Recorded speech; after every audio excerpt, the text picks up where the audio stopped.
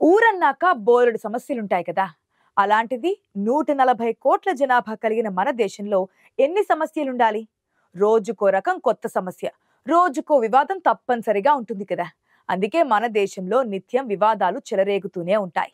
అలాంటిదే ఒక సమస్య మరోసారి తెరపైకొచ్చిందండోయ్! దాని పేరే గ్రేట్ నికోబార్ ప్రాజెక్ట్. ఈ ప్రాజెక్ట్ నిర్మాణం వల్ల దేశం అభివృద్ధి పథంలోకి దూసుకుపోతుందని అధికార ప్రభుత్వం చెబుతుంటే, లేదు లేదు, ఈ ప్రాజెక్ట్ వల్ల పర్యావరణ, సామాజిక అంశాలపై తీవ్రమైన ప్రభావాలు ఉంటాయని విపక్షం విమర్శలు చేస్తోంది. ఇది నిజానికి మౌలిక సదుపాయాల కోసం నీతి ఆయోగ్ రూపకల్పన చేసింది. సదుపాయాలంట అంతర్జాతీయ కంటైనర్ ట్రాన్స్‌షిప్‌మెంట్ పోర్ట్, గలతియా బే వద్ద లోతైన సీపోర్ట్ నిర్మాణం, అలాగే అక్కడ ఒక గ్రీన్‌ఫీల్డ్ అంతర్జాతీయ విమానాశ్రయం, పౌర మరియు సైనిక అవసరాల కోసం విమానాశ్రయం, జనం నివసించేలా టౌన్‌షిప్ కాలనీ, 450 ఎంవీఏ సామర్థ్యం గల గ్యాస్, సోలార్ ఆధారిత విద్యుత్ ప్లాంట్ ఉంటాయి. ఈ మొత్తం అండమాన్ నికోబార్ ఐలాండ్స్ లో నిర్మాణం చేయడం అన్నదే గ్రేట్ నికోబార్ ప్రాజెక్ట్. ఈ ప్రాజెక్టుకు ప్రధానంగా వ్యూహాత్మక ఆర్థిక లక్ష్యాలున్నాయి. అవేంటంటే, మొదట సముద్ర భద్రతగా చెప్పవచ్చు. మలక్కా జలసంధికి కేవలం 90 కిలోమీటర్ల దూరంలో గ్రేట్ నికోబార్ ఉండడం వల్ల ఈ ప్రాంతంలో భారతదేశం తన నావికా భద్రతను, నిఘా సామర్థ్యాలను గణనీయంగా పెంచుకోవడానికి వీలు కలుగుతోంది. ఇక్కడే నేవీ, ఎయిర్ ఫోర్స్, ఆర్మీ సంయుక్త కేంద్రం ఏర్పాటవుతోంది.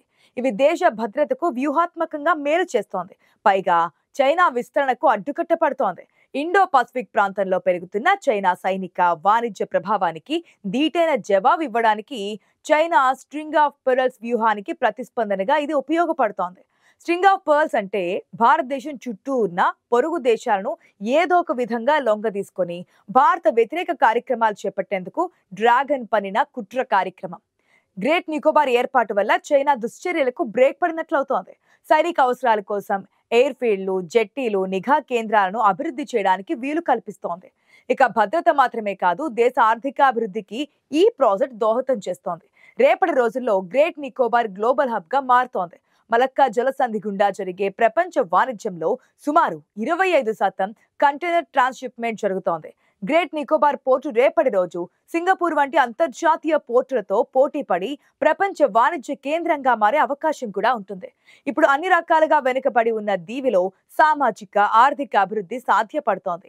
ఈ ద్వీపం సామాజిక, ఆర్థిక పురోగతికి, ఉపాధి అవకాశాల కల్పనకు గ్రేట్ నికోబార్ ప్రాజెక్ట్ దోహదపడుతోంది. 80,000 కోట్ల రూపాయల ఖర్చు కాగల ఈ ప్రాజెక్ట్ నిర్మాణం ఇంకా ప్రారంభ దశలోనే ఉంది. మొదటి దశ 2028 నాటికి పూర్తవుతుందని అంచనా. అత్యంత కీలకమైన భారీ అంతర్జాతీయ కంటైనర్ ట్రాన్స్‌షిప్‌మెంట్ పోర్టు కోసం 41,000 కోట్ల రూపాయలకు గాను బిడ్లు ఖరారయ్యాయి. అయితే మొత్తం ప్రాజెక్ట్ నిర్మాణం 2050 నాటికి పూర్తయ్యే అవకాశం ఉంది.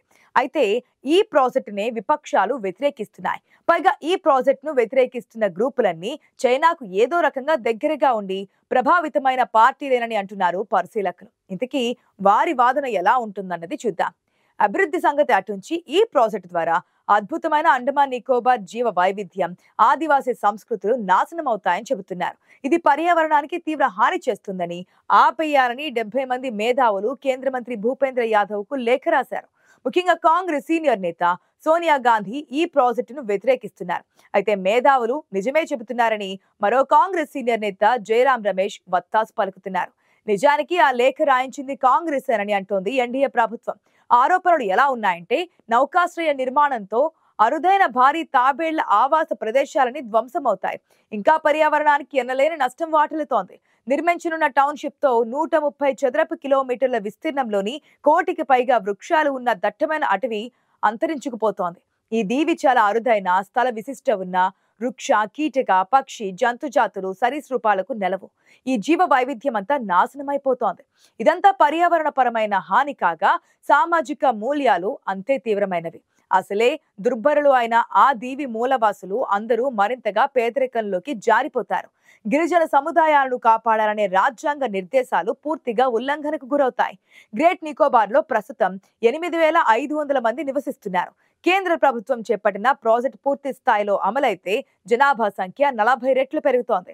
ఆ దీవి సంస్కృతి, పర్యావరణంపై భారతదేశ ప్రధాన భూభాగం నుంచి జనాభా వలసల ప్రభావం చాలా తీవ్రంగా ఉంటుంది. ఆ మార్పు చాలా హానికరంగాను, మార్చలేనిదిగాను ఉంటుంది. గ్రేట్ నికోబార్ ద్వీపం అత్యంత భూకంప ముప్పు ఉన్న ప్రాంతంలో ఉంటుంది. ఇక్కడ ఇంత భారీ మౌలిక సదుపాయాలు నిర్మించడం వలన భవిష్యత్తులో సునామీలు, భూకంపాల వంటి విపత్తుల సమయంలో పెట్టుబడులు, ప్రజలు తీవ్ర ప్రమాదంలో పడే అవకాశం ఉంటుంది. కానీ శాస్త్రీయ అధ్యయనం ప్రకారం ఆ ముప్పేమీ లేనట్లు కేంద్రం వాదిస్తోంది. పోర్టు నిర్మాణం కోసం గలదియా బే తీరం వద్ద లెదర్ బ్యాక్ తాబేళ్లు గుడ్లు పెట్టే సున్నితమైన ప్రాంతంలో తవ్వకాలు, డ్రెడ్జింగ్ జరగడం వల్ల రూరల్ రీఫ్లు, సముద్ర పర్యావరణం దెబ్బతింటోంది. నిర్మాణం కోసం దాదాపుగా 10 నుంచి 15 లక్షల చెట్లు నరుకుతారు.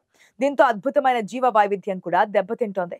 20 హెక్టార్ల మడ అడవులు నాశనమైపోతాయి. ఈ ప్రాజెక్ట్ పూర్తయితే గనక ఇక్కడ నివసిస్తున్న షోంపెన్, నికోబారిస్ వంటి బలహీనమైన గిరిజన జాతుల జీవన విధానానికి, మనుగడకు ప్రమాదం కలుగుతోంది.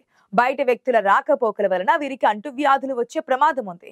అటవీ హక్కుల చట్టం 2006 ప్రకారం గిరిజనుల అనుమతి తీసుకుండగానే అటవీ భూమిని మళ్లించారనే ఆరోపణలు కూడా ఉన్నాయి. నిజానికి బయట ప్రపంచానికి దూరంగా ఉంచేయడం వల్లే ఈ జాతుల మనుగడ ప్రమాదంలో పడింది. మెయిన్ స్ట్రీమ్ లోకి తీసుకొచ్చి ఈ ప్రాజెక్టులో సరైన ఉపాధి కల్పించాలనేది కేంద్ర ప్రభుత్వ ఆలోచన. నిజానికి అండమాన్ నికోబార్ దీవుల్లో అసలు ఇప్పటికీ మనిషి వెళ్ళనివే సగానికి పైగా ప్రాంతాలున్నాయి. పైగా ఇప్పుడు చెప్పే అభ్యంతరాలను చూస్తుంటే అవన్నీ భూతద్దంలో చూపిస్తూ దురుద్దేశపూరితంగా ఉన్నాయి అంటోంది కేంద్రం. ఈ దేశానికి అసలు ప్రమాదం చైనా చెప్పినట్లు నడిచే రాజకీయ మేధోశక్తులతోనే అంటున్నారు విశ్లేషకులు. ప్రస్తుతం గ్రేట్ నికోబార్ నిర్మాణంపై చైనాకు ఇబ్బందులు ఏర్పడతాయి. అయితే తమ మద్దతుదారులతో చైనా ఈ విమర్శలు, ఆందోళనకు చేయిస్తుందని సమాచారం. అయితే ఈ నిర్మాణాలు ఏ ప్రైవేట్ కార్పొరేట్ కంపెనీ ద్వారా జరగబోవడం లేదు. సాక్షాత్తు కేంద్ర ప్రభుత్వం ఆధ్వర్యంలో జరుగుతున్నాయి. పైగా ఇక్కడే ఒక విషయం కూడా చెప్పుకోవాలి మనం. గత జూన్ నెలలో వచ్చిన ఆ వార్త భారతదేశానికి శుభవార్తగా ఉంటుంది. అదేంటంటే అండమాన్ దీవుల్లో భారీ మొత్తంలో ఆయిల్ నిక్షేపాలు బయటపడ్డాయి. ప్రస్తుతం ప్రభుత్వ రంగ సంస్థలు తవ్వకాలు జరుపుతుండగా దాదాపు 2 లక్షల కోట్ల లీటర్ల చమురు నిల్వలు ఉండొచ్చని ప్రాథమిక అంచనాలు బయటకు వచ్చాయి. ఈ విషయంలోనే కేంద్ర మంత్రి హర్దీప్ సింగ్ పూరి ఒక ప్రకటన చేసి ఈ విషయాలను వెల్లడించారు. ప్రభుత్వ రంగ సంస్థలైన ఆయిల్ ఇండియా, ఓఎన్జీసీ అక్కడ చమురు, సహజ వాయువు కోసం ఆ సముద్రంలో తవ్వకాలు జరుపుతున్నాయి. త్వరలోనే దీనిపై దేశ ప్రజలకు శుభవార్త అందుతుందని కేంద్ర పెట్రోలియం శాఖ మంత్రి హర్దీప్ సింగ్ పూరి వెల్లడించారు. దక్షిణ అమెరికాలోని గయానాలో కనుగొన్నంత పెద్ద మొత్తంలోనే ఇక్కడ కూడా నిక్షేపాలు ఉండొచ్చని ఆయన అన్నారు. ఇది సుమారు 1160 కోట్ల బ్యారెళ్లకు సమానం. గయానాలో కూడా ఇంతే మొత్తంలో చమురు నిక్షేపాలు ఉన్నాయి. ఇక్కడ హెస్ కార్పొరేషన్, చైనాకు చెందిన సిఎన్ఓఓసి కంపెనీలు ఈ నిక్షేపాలను కనుగొన్నాయి. దీంతో గయానా ప్రపంచంలోనే 17వ అతిపెద్ద చమురు నిక్షేపాలు కలిగిన దేశంగా అవతరించింది.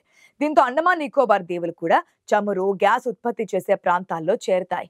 ఇక్కడ చమురు వెలికి తీయడం ఖర్చుతో కూడుకున్న పని అని మంత్రి తెలిపారు. ఒక్కో బావి తవ్వడానికి దాదాపుగా $10 కోట్ల, అంటే మన కరెన్సీలో చూస్తే అది సుమారుగా 850 కోట్ల రూపాయలుగా ఉంటుంది. గయానాలో కూడా కొత్త చమురు నిక్షేపాల కోసం 44 బావులు తవ్వాల్సి వచ్చింది. దీనికోసం అత్యాధునిక టెక్నాలజీని ఉపయోగించారు. ఒక్కో బావికి $10 కోట్ల వరకు ఖర్చు చేశారు. గత ఆర్థిక సంవత్సరంలో ఓఎన్జీసీ చమురు, గ్యాస్ నిక్షేపాల కోసం 37,000 కోట్ల రూపాయలు ఖర్చు చేసింది. ఇందులో ఎక్కువ భాగం అండమాన్ నికోబార్ సముద్ర జలాల్లో బావుల తవ్వకానికి ఉపయోగించారు. అయితే రేపటి రోజున ఇక్కడ గ్రేట్ నికోబార్ ప్రాజెక్ట్ పూర్తయితే చమురు వెలికితీత సరఫరాలకు సంబంధించిన పనులు తేలిక కానున్నాయని అంటున్నారు విశ్లేషకులు.